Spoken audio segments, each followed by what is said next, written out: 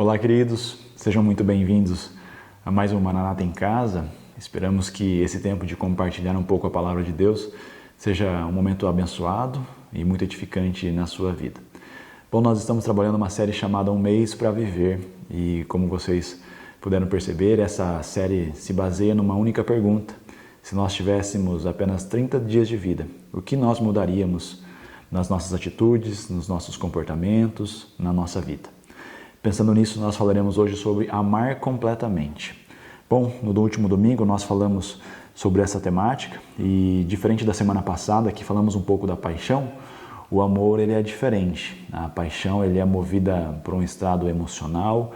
Muitas vezes nós fazemos coisas sem pensar por conta da paixão. Já o amor ele é movido pela racionalidade, pela intenção, por um propósito. Quando nós dizemos que amamos alguém, nós estamos declarando uma decisão, dizemos que amamos não por conta de uma emoção que surge no nosso coração, mas porque nós entendemos que há um propósito em amar. Como, por exemplo, quando você diz que você ama seus filhos, você não faz isso porque ele faz ou deixa de fazer alguma coisa, mas você faz isso porque você decidiu amar por conta de um propósito de ser pai ou mãe, e assim se estende com marido e esposa, enfim, com os filhos para os pais. E nós entendemos então que o amor ele é baseado e alimentado pela razão.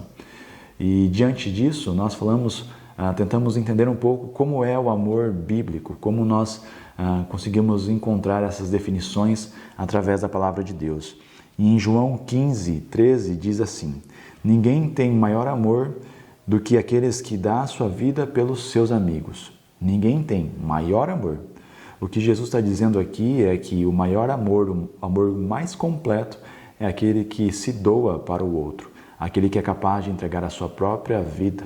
E o interessante é que no verso anterior, Jesus está dizendo, olha, amem uns aos outros. O mandamento eu vos dou, amem uns aos outros, assim como eu vos amei. É interessante que há uma complementação desses dois versículos. Eu li ao contrário, justamente para que a gente pudesse compreender algumas coisas. Primeiro que o amor completo é aquele que se doa, o maior amor de todos, aquele que entrega algo a alguém. É claro que Jesus está se referindo à sua pessoa, Jesus não só à sua pessoa, mas também ao seu sacrifício que Ele fez por mim, por você, mas Jesus está dizendo aqui, olha, eu tenho um mandamento para vocês, amem uns aos outros, assim como eu vos amei. E o maior amor de todos, o amor mais completo, é aquele que é capaz de doar a sua própria vida. Então nós entendemos que o amor ele é doador. E também nós lembramos de João 3,16, esse versículo tão famoso, tão conhecido. Deus amou o mundo de tal maneira que entregou, que doou o seu único Filho. Todos nós recebemos o amor de Deus através de Jesus Cristo. Nós podemos presenciar isso, podemos nos evidenciar disso. E o amor de Deus ele foi comprovado quando Ele doou aquilo que Ele tinha de mais precioso, o seu único Filho. Então nós podemos entender que o amor ele é doador, aquele que é capaz de dar algo para o outro. É claro que todos nós temos a dificuldade de entregar algo, de doar algo, e ainda mais pensando nas nossas próprias vidas. Mas nós precisamos entender que o amor pleno, o amor completo, é aquele que olha para o outro, aquele que se entrega para o outro, aquele que é capaz de dar algo ao outro. Pensando nisso, nós falamos a respeito de três abordagens. A primeira dela é que aquela pessoa que ama completamente, ela supera as diferenças dos outros. O apóstolo Paulo, em Romanos 15:7, vai dizer assim, portanto, aceitem uns aos outros da mesma forma que Cristo nos aceitou, a fim de que glorifiquem a Deus. Bom, todos nós somos convidados a amar uns aos outros, mas da mesma maneira a aceitar uns aos outros. Quando Paulo nos orienta dessa maneira, nós precisamos entender que o amor é aquele que aceita também. Quando nós amamos, nós aceitamos. E isso nós precisamos, e essa verdade precisa se estender para as nossas vidas, nossa rotina, na nossa família. Não é pelo fato de que pensamos diferente, é que não devemos amar uns aos outros. Pelo contrário, o amor ele é algo racional, intencional. Apesar de pensarmos diferentes, sermos diferentes, precisamos amar. E com toda certeza, ninguém é igual a ninguém. eu penso diferente de você, você pensa diferente de mim, eu sou uma pessoa única, exclusiva de Deus, e você também é. E não é porque nós somos diferentes que devemos nos afastar, mas pelo contrário, nós precisamos entender que por conta das nossas diferenças precisamos amar uns aos outros. E diante desse mundo que tanto tem odiado, ainda mais nesse cenário político que nós temos vivido, nós precisamos amar e aceitar uns aos outros, apesar das nossas diferenças. Isso se estende para a nossa casa, para a nossa comunidade, para a nossa sociedade, nosso trabalho. Nós precisamos aceitar uns aos outros e nós podemos cumprir isso, esse amor completo, quando aceitamos. E como você tem se relacionado com as pessoas? Você tem aceitado elas? Você tem acolhido essas pessoas apesar das indiferenças? E o segundo lugar, nós podemos entender que aquele que ama completamente é aquele que explora as profundezas do perdão. É quase que irônico falar de amor sem falar de perdão. É hipocrisia falar de amor e não falar de perdão. Eu acredito que o amor e o perdão caminham lado a lado, porque aquele que ama é capaz de perdoar. E o perdão, da mesma maneira que o amor, é algo intencional, é algo que vai ao encontro, porque nós decidimos fazer isso. Em Lucas capítulo 15, nós encontramos uma parábola muito famosa, a parábola do filho pródigo.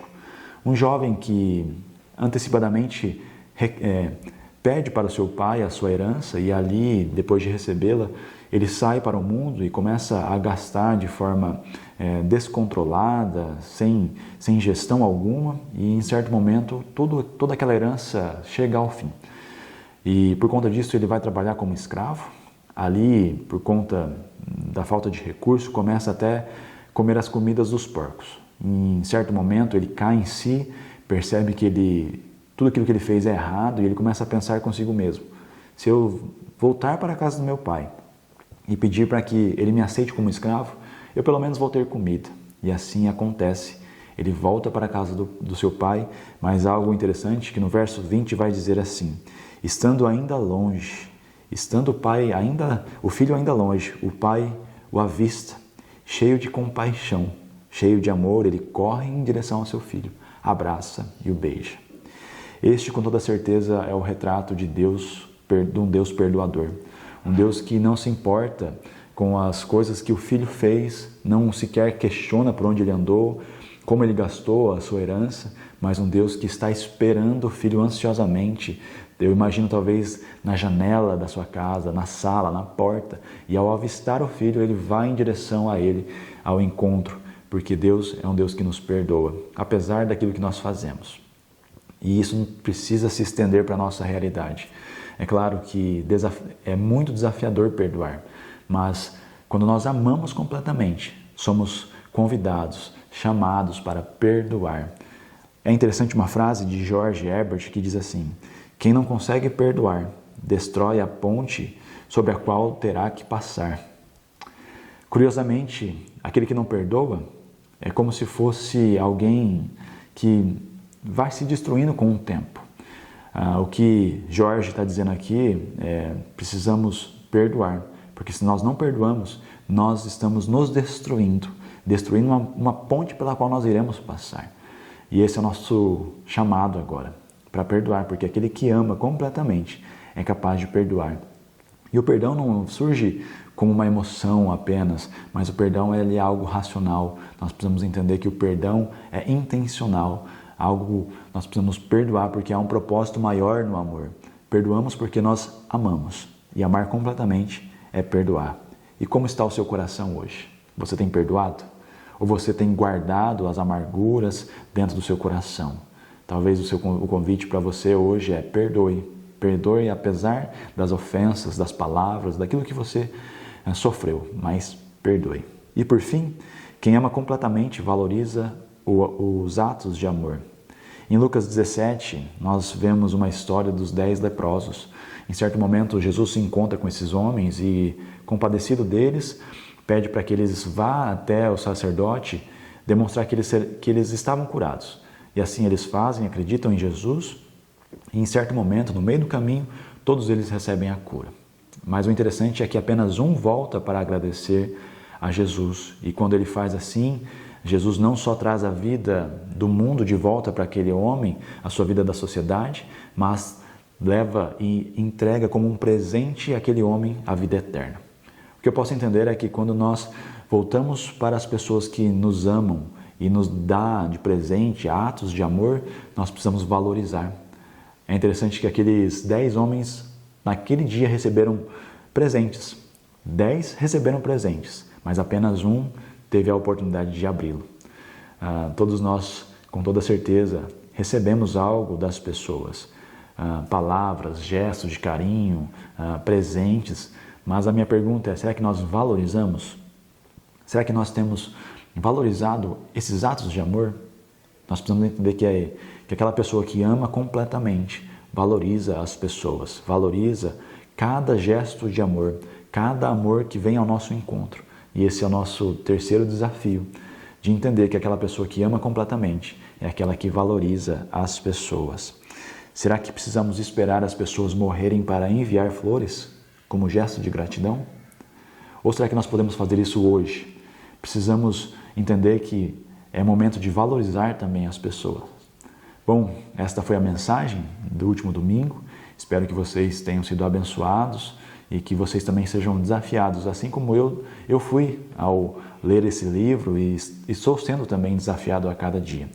Lembrem-se, aquele que ama completamente supera as diferenças dos outros, explora as profundezas do perdão e, por fim, valoriza os atos de amor. Que nesse momento de compartilhar vocês tenham liberdade de abrir o coração uns para os outros, que vocês não só compartilhem, mas também tenham tempo de serem curados, libertos e que vocês possam entender que nós somos chamados aqui para amar completamente, o maior amor, entregar aos outros. Que seja assim então na vida de cada um de vocês. Esse é o meu desejo e a minha oração. Deus abençoe e até um próximo encontro.